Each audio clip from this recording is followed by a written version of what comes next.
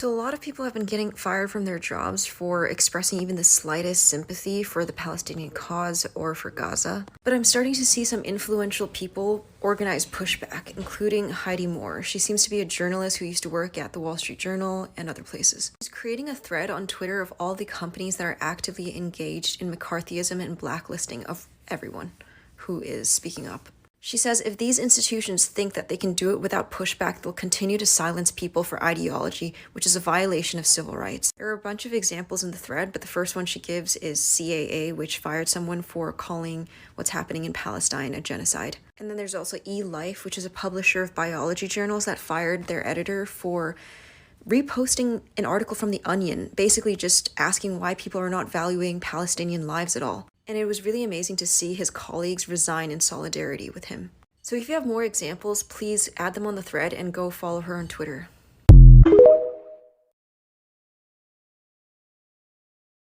I don't understand how the whole world is in on this. Like, I understand Fox News and New York Times and CNN, NBC, like all that shit's fake. But like, who paid off Romania? I just want to know. Sunt destul de aproape de noi în momentul ăsta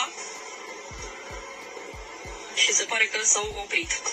Cu siguranță este și infanteria izraeliană care interceptează toate aceste bombe. O să mai rămânem așa puțin pentru că niciodată nu știi exact când se opresc bombardamentele. Și totuși gata, s-a făcut liniște, să încercăm să ne ridicăm. Hell must have fucking frozen over. Like, I never thought I'd have to say this, but holy shit, the conservatives are right about the mainstream media.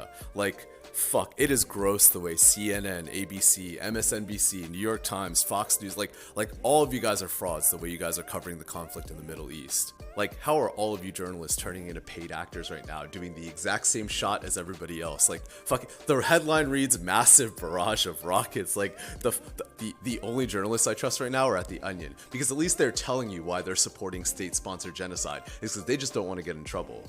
And speaking of trouble, that's exactly what's happening to everyday Americans that are speaking out against the state-sponsored genocide. Like, students are losing their internships, people are losing their job opportunities, and for what? Because they're like, hey, don't shoot missiles at kids. Oh, hold on. You wanna know what's wild? Starbucks is suing their union for saying free Palestine. Like, I just want to remind you all, last year we were talking about Starbucks hiring the Pinkertons, ex-narco CIA, to bust up the unions, and they got away scot-free, like zero repercussions. But the moment someone's like, yeah, don't shoot missiles at kids, all the CEOs of America lose their fucking shit.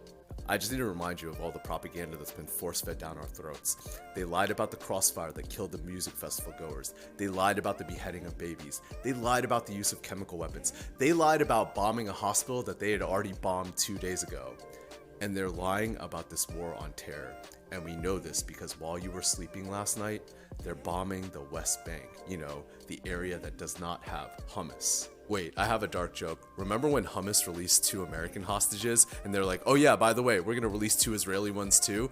Can you imagine being one of those hostages and then like having Hummus come back to you? It's like, yeah, we tried to return you, but they won't take us. They just want to keep bombing kids. Like, that's the fucking dark world that we live in right now.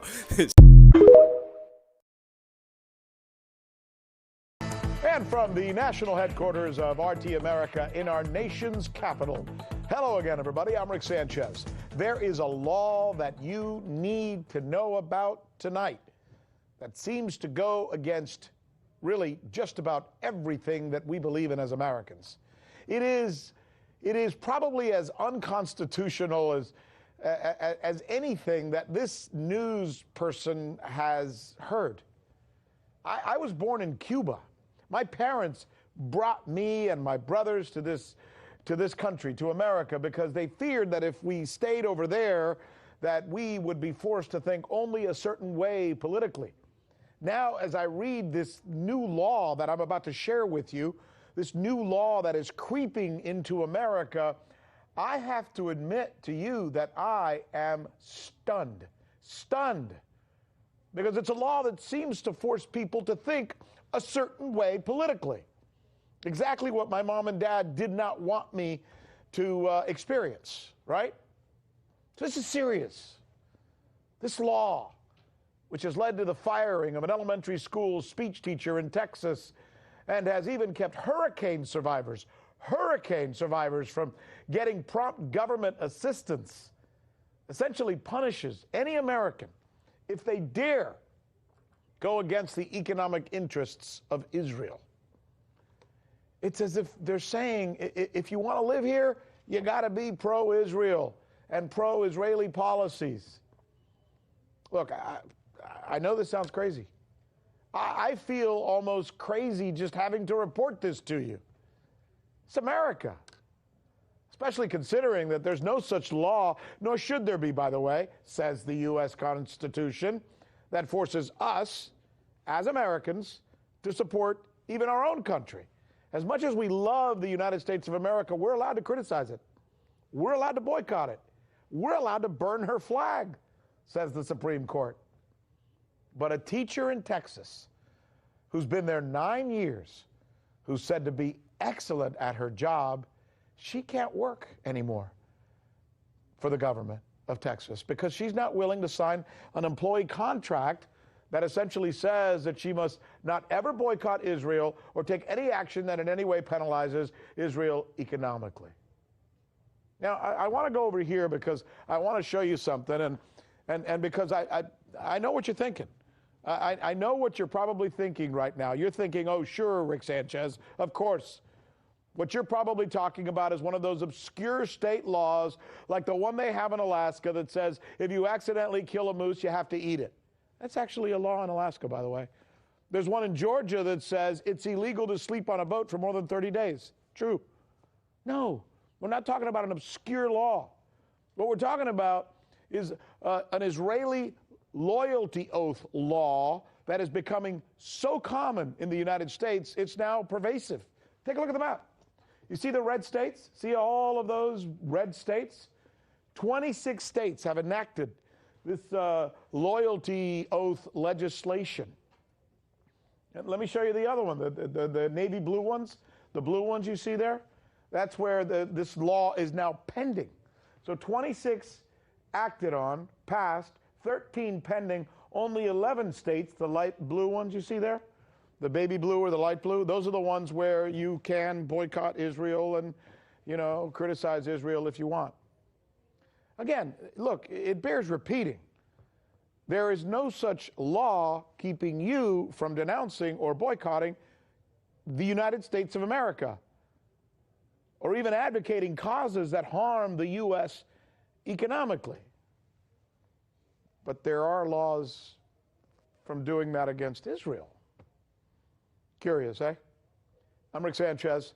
This is RT America, where we do believe in sharing stories like this, where you won't see them in most other places, because it is time to do news again. Hey YouTube, thanks for checking.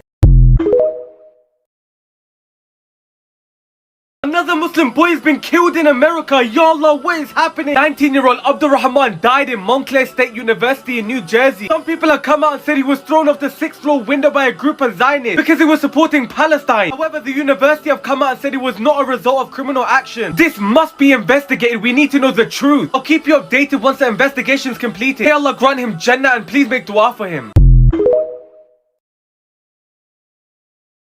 The latest one, police say, targeted a girl who was wearing a hijab while riding the subway to school. News 4's Mark Santia reports on the efforts by police to stop the hate.